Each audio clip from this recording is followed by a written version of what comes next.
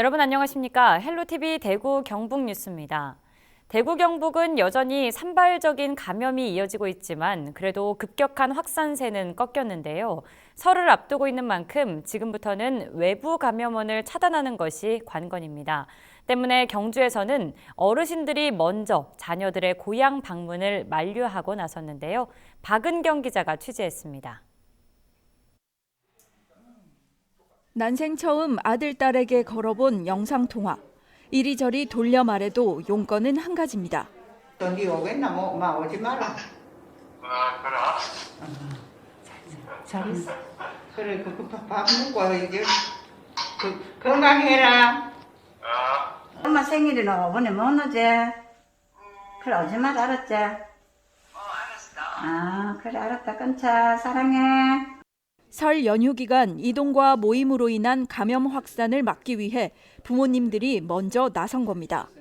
우리 노인청에서는 이 코로나가 가장 취약하잖아요. 그래서 뭐 조금 더 지나가지고 잠잠할 때 보면 막 그게 좋지. 괜히 가슴 두근두근 그래 가면서 만나봐야. 경주시도 노인정마다 도우미를 배정해 영상통화로 멀리 있는 가족을 만날 수 있도록 돕고 있습니다. 비대면 서비스인 폰으로 영상통화를 하여 보고 싶은 얼굴을 보면서 안부를 물을 수 있게 경로당 방문 시마다 저희 행복도우미 선생님들께서 홍보하고 교육해드리고 있습니다. 설 당일은 적적하지 않도록 자녀들을 대신해 어르신들을 챙길 수 있는 다양한 방안도 검토 중입니다. 예, 제 자식들이 안 오시고 하면 적적하고 하실 텐데, 그래도 우리가 도우미들을, 그런 어르신들을 찾아뵙고, 마음으로라도 위로를 해드리고, 그렇게 할 계획입니다. 몸은 멀리, 마음은 가까이. 지난 추석에 이어 설까지 명절에도 거리 두기는 예외 없습니다. 헬로티비 뉴스 박은경입니다. 경북 지역 지방 소멸 속도가 심상치 않습니다. 지역을 떠나는 청년들이 크게 늘면서 출생아 수도 급격히 줄었기 때문인데요. 지방 소멸 문제를 이제는 지역이 아닌 국가가 나서 해결해야 한다는 목소리가 높아지고 있습니다. 전병주 기자가 취재했습니다. 영주시 문수면입니다. 주민 2천여 명 가운데 지난해 30여 명이 사망하거나 지역을 옮겼습니다. 아이는 한 명도 태어나지 않았습니다. 마을이 생긴 이래 처음입니다. 청년층이 대거 지역을 빠져나가면서 아이를 낳을 사람이 없는 겁니다. 지난해 대비 경북 지역 청년 인구는 3만여 명 줄었습니다. 5년 만에 8만여 명이 다른 지역으로 빠져나갔습니다. 반면 귀농귀촌 인구는 3,700여 가구 늘었습니다. 지난해 대비 10% 증가했습니다. 상황이 이렇다 보니 경북 지역 평균 연령은 해마다 증가하고 있습니다. 2009년 40세에서 지난해 46세까지 껑충 뛰었습니다. 출생 대비 사망률은 더 심각합니다. 지난해 경북 지역 사망자는 2만 3천여 명, 출생아는 1만 3천여 명으로 2배 이상 차이 납니다. 자연적 인구 감소만 만여 명에 달합니다. 지방 소멸 속도가 예상보다 빨라지고 있는 겁니다. 때문에 지역 균형 발전을 위한 국가 차원의 지원이 시급하다는 목소리가 이어지고 있습니다. 이제는 지방자치단체가 나서서 이제 문제 해결을 하기에는 한계에 왔다. 그래서 국가가 이제는 우리 4대 의무가 있듯이 이 출산, 양육, 교육, 일자리 문제도 국가의 의무로 선포를 하고 국회에서도 관련 법안을 만들고 있습니다. 지난해 9월 지방소멸이 특히 심한 전남과 경북이 지방소멸 위기지역 지원특별법을 발의한 상태입니다. 국책사업에 지방소멸 위기지역을 우대하고 재정 지원을 강화하는 것과 대통령 소속의 지방소멸위원회를 두는 것이 주요 내용입니다. 꾸준하게 논의가 돼 있었습니다만은 입법화되지 못한 상황이어서 21대 개원을 맞아가지고 이 부분에 대해서 바로잡지 못한다 그러면 우리나라가 지속 가능한 사회가 되기 어렵다. 경북은 내년 첫 공공산후조리원 건립을 앞두고 있습니다. 귀농귀촌 인구를 늘리기 위한 다양한 정책도 추진됩니다. 여기에 대규모 정부 지원이 뒷받침된다면 인구 감소 추세도 반등할 수 있는 기회가 될 것으로 보입니다. 헬로티비 뉴스 전병주입니다. 대구 수성구와 동구를 잇는 유료도로 범안로를 이제라도 무료로 이용할 수 있게 해달라는 목소리가 커지고 있습니다. 하지만 범안로를 무료로 전환하기 위한 과정이 대구대공원 개발 사업과 엮여 있어 현재로서는 빠르게 무료로 전환되기는 쉽지 않아 보입니다. 권미경 기자입니다. 대구 수성구 범물동과 동구 유라동을 잇는 범안로. 지난 2002년 개통한 민자도로입니다. 통행료로 삼덕요금소에서 500원, 고모요금소에서 600원, 전 구간을 지날 경우 1,100원을 내야 합니다. 오랜 기간 통행료를 지불해온 주민들은 이제라도 범안로를 무료로 전환해달라 요구하고 있습니다. 그 정도 받았으면 이제는 충분하게 고고통을 또 그렇게 무료 개방하는데 굳이 범안로를 그렇게 요금을 징수할 필요성이 있나? 범안로 통행량은 공사 당시 예측 수요량보다 훨씬 적은 상황. 그래서 대구시는 현재 범안로 민간 사업자에게 해마다 약 100억 원씩 부족한 운영비를 보전해주고 있습니다. 민간 사업자와의 계약 기간은 2026년까지. 그 전에 원금 등 남은 금액을 상환하고 대구시가 운영권을 넘겨받으면 무료화가 가능해집니다. 김태원 대구시 의원은 지산 범물지역 주민들은 택지 건설 당시 도로 개설비를 냈는데도 범안로 통행료까지 이중으로 내고 있다며 하루빨리 무료로 전환해야 한다 지적합니다. 지산 범물지역에 사람들은 입주할 때 쉽게 말하면 234억, 한 가구당 따지면 그 당시로 한 170만 원 정도 되는 돈을 납부를 했는데도 지금 계속 통행료를 징수하고 있는 부분에 대해서 지산 범물 주민들이 계속 이의를 제기하고 무료화를 외치고 있는 겁니다. 이게 벌써 한 10년 정도 된 것 같아요. 대구시는 대구대공원 개발과 범안로 무료화 사업이 맞물려 있어 당장 무료로 바꾸긴 어렵다는 입장입니다. 오는 2024년쯤 무료화를 추진할 계획인데 대구대공원 개발 일정에 따라 더 늦어질 가능성도 있습니다. 오랜 기간 유료도로로 운영되고 있는 범안로. 주민들은 언제쯤 돈을 내지 않고 범안로를 다니게 될런지 하염없이 지켜보고 있습니다. 헬로티비 뉴스 권미경입니다. 코로나19 여파로 비대면 소비가 증가하면서 고강도 업무에 따른 택배 종사자들의 과로사 발생도 늘었습니다. 택배비 인상 등 환경적 변화가 불가피한 상황인데요. 시민들의 생각은 어떨지 홍승연 기자가 이야기 들어봤습니다.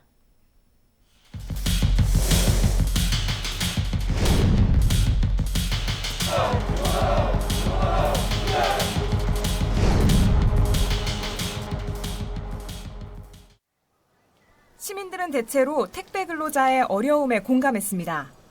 밤 9시 이후 택배를 배달하는 심야 배송을 금지해야 한다는 겁니다. 오전만 해도 충분히 배송을 할 수 있다고 생각을 해요. 늦은 시간까지 그렇게 하게 되면 진짜 사고도 많을 것 같고. 하지만 소비자에게 영향을 미치지 않겠냐는 우려도 있었습니다. 급한 물건일 수 있는데 이제 좀 늦게 오니까 그건 이제 또 안 좋은 점이지 않나 이제. 고객이 좀 싫어할 것이고 아마 우리 당사자분들은 좀 부담이 좀 될 것 같습니다. 만일 심야 배송을 줄이고 택배 분류를 위한 시스템을 도입할 경우 인력 고용 등 추가 비용 발생이 불가피한 상황. 택배비 인상은 필요하다는 의견이 줄을 이뤘습니다. 택배 기사들 입장에서 생각해 보면 소수도 일하는데 그 정도는 받아야겠다. 그러니까 좀. 한편에선 택배비 인상을 소비자가 부담하는 문제를 지적하는 의견도 나왔습니다. 택배 회사 측에서도 조금 어느 정도의 퍼센테이지는 자기들이 조금 감수하는 쪽으로 해야 된다고 생각합니다. 그렇다면 실제 택배업계는 어떻게 생각할까?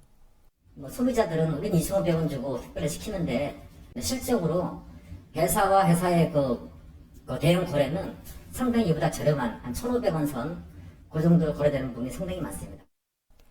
사실상 지금 가격으로는 택배 하나를 배송해도 몇백 원밖에 기사들에게 남는 것이 없다는 겁니다. 코로나19라는 특수한 상황 때문에 택배 노동자의 어려움이 가중되었음을 고려해야 한다는 의견도 있었습니다.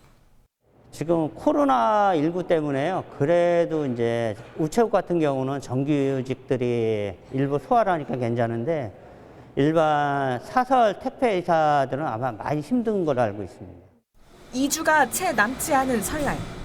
택배 대란이 현실로 다가오면서 택배 업계를 둘러싼 우리 사회의 고민이 깊어지고 있습니다. 헬로티비 뉴스 홍승현입니다.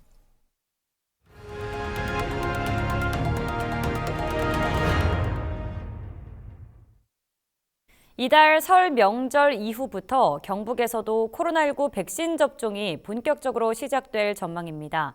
우선 1분기에 의료진과 요양시설 근무자 등 7만 2천 명부터 접종을 받게 됩니다. 김도윤 기자의 보도입니다. 경북 지역 코로나19 백신 접종은 설 이후부터 본격적으로 시작될 전망입니다. 1차 접종을 마친 뒤 한 달 뒤에 2차 접종을 하는 방식으로 정부에서 정한 우선순위에 따라 순차적으로 접종이 진행됩니다.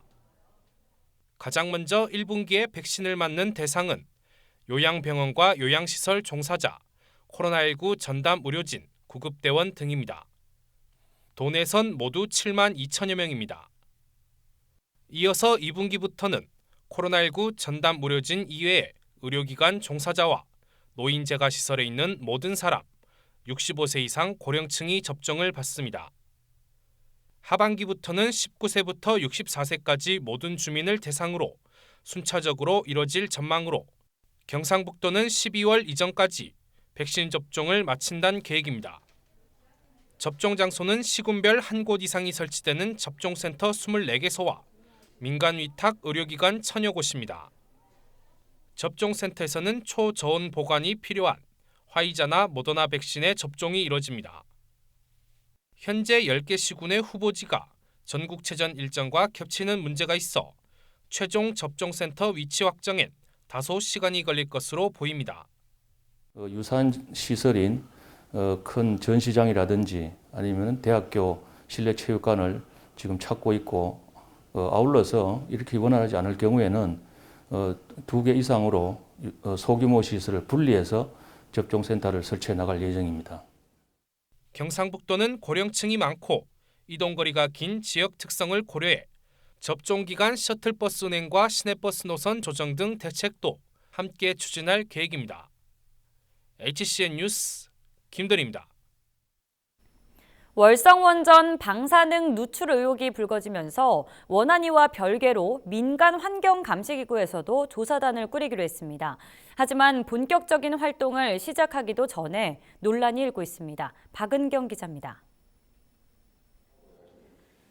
경주시 월성원전 민간환경감시기구가 삼중수소 누출 의혹 진상규명을 위한 민관 합동조사에 착수했습니다. 앞으로 6개월간 월성원전 부지에서 왜 삼중수소가 검출됐는지, 주변 1km 반경 이내 지하수와 토양에는 어떤 영향이 있는지 등을 조사합니다. 하지만 이번에도 시작부터 공정성 시비가 불거졌습니다. 조사단에 포함된 원자력 관련 교수 3명 중 2명의 객관성을 담보할 수 없다는 겁니다. 해당 교수들은 최근 검출된 삼중수소로 인한 지역 주민의 연간 피폭량에 대해 멸치 1g을 섭취하는 정도라며 문제가 없다고 했던 당사자입니다. 한쪽에 일방적으로 편향된 그런 전문가가 조사단에 참여하면은 결국 공정성이 상실되고 객관성에서도 문제가 있기 때문에 조사 결과 자체가 무의미해지는 그런 상황이 발생합니다. 나머지 조사단 구성도 미완성입니다.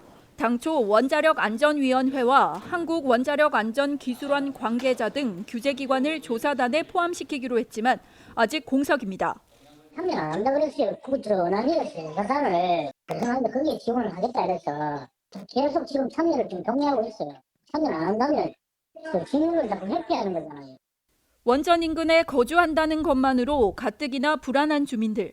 이번 방사능 누출 의혹으로 불안감은 더 커진 가운데 진상규명을 위한 조사단은 구성부터 난항을 겪고 있습니다. 헬로티비 뉴스 박은경입니다. 올해 들어 코로나19 백신 개발이 본격화되고 있습니다. 국내에서도 여러 제약회사들이 앞다퉈 백신 개발에 뛰어들고 있는데요. 안동의 경북 바이오 산업단지가 코로나 백신 생산기지로 주목받고 있습니다. 전병주 기자의 보도입니다. 지난해 말 경북 바이오 산단에 들어선 동물세포 실증 지원센터입니다. 국가주도 공공기관으로 건립비 1,000억여 원이 투입돼 150여 종의 백신 생산 시설을 갖췄습니다. 동물에서 채취한 세포를 배양하고 바이러스와 혼합한 뒤 항체 생성을 위한 백신을 만드는 곳입니다. 국내 제약회사들이 백신 상용화 단계에서 식약처 승인을 받기 위한 임상시료도 만듭니다. 당초 올해 말 완공 예정이었지만 최근 코로나19 백신을 개발하려는 국내 기업들이 늘면서 준공 시기를 당겼습니다. 여태까지는 큰 회사들만이 그런 신약을 만들어서 출하할 수가 있었습니다. 출하되더라도 이 시장 상황에 따라서 리스크가 발생하기 때문에 정부에서 이제 투자를 해서 이런 시설을 만들게 된 겁니다. 동물세포 실증지원센터는 다국적 제약사들을 중심으로 지난해 말부터 상업용 백신 생산을 위한 임상시료 제조에 들어간 상태입니다. 아스트라제넥스와 노바백신 등 해외 코로나 백신 위탁 생산을 SK바이오사이언스가 맡은 데 이어 최근에는 주식회사 셀리드, 스마젠 등 국내 백신 개발 업체도 본격 생산을 앞두고 있습니다. 동물세포실증센터가 국내 기업들의 백신 생산 기지로 부상하면서 경북 바이오 산단도 백신 산업의 중심지로 떠오르고 있습니다. 이미 백신 사업 추진단과 국제연구소까지 들어서 있어 제약회사들만 바이오 산단에 추가로 입주할 경우 개발부터 임상실험, 생산에 이르는 전 과정을 한 곳에서 진행할 수 있게 됩니다. 경북 바이오 2차 산업단지 조성도 활발하게 진행되어 현재 24%의 공정률을 보이고 있습니다. 벤처기업과 스타트업 기업 등을 유치해서 스타기업으로 성장할 수 있도록. 국내에서 개발 중인 코로나 백신에 대한 임상 시료는 올 상반기쯤 만들어집니다. 상용화까지 성공한다면 이 동물세포실증센터를 찾는 제약회사들도 더욱 증가할 것으로 보입니다. 헬로티비 뉴스 전명주입니다. 국제 바칼로레아, 이른바 IB 교육과정에 대해 들어보신 적 있으신가요? 교과서 중심의 주입식 교육 대신 토론, 글쓰기 등을 통해 학생들이 생각하는 힘을 기를 수 있게 돕는 교육과정인데요. 대구에 전국 최초로 한국어로 운영하는 IB 학교가 생겨 눈길을 끌고 있습니다. 권미경 기자입니다. 공정사회도 그냥 공정한 사회가 끝이 아니라 그 속에 있는 사례, 많은 뜻을 합친 것이 공정한 사회이기 때문에 정의란 무엇인가? 학생들이 돌아가며 자신의 생각을 발표합니다. 교과서가 사라진 교실. 학생들은 책을 보며 필기하는 대신 친구들과 서로 의견을 주고받으며 답을 찾아 나갑니다. 주입식 암기식 교육을 벗어나 토론과 논술, 글쓰기 중심으로 진행되는 국제 바칼로레아, 이른바 IB 교육과정 수업입니다. 전보다는 확실히 수업에서 학생들의 개인적인 의견을 더 중요하게 생각하고 그것을 글로 표현하는 것이 더 많이 성장이 됐다고 느껴집니다. 대구에서 전국 최초 한국어로 운영되는 IB 학교가 탄생했습니다. 경북대학교 사범대학 부설 초중학교는 관심, 후보, 인증학교 3단계를 거쳐 최근 IB 학교 인증을 받았습니다. 그동안 일부 사립학교 등에서 외국어로 IB 교육을 진행해왔지만 우리말로 해당 수업을 하는 건 처음입니다. 결국은 아이들이 스스로 참여하고 성장하는 게 지금 우리가 교육으로 추구해야 될 방향이 아닌가 싶습니다. 한국어를 시작함으로 해서 우리 대한민국 공교육에서도 이 IB 프로그램을 편하게 시작할 수 있다는 게 저는 굉장히 의미가 있다고 봅니다.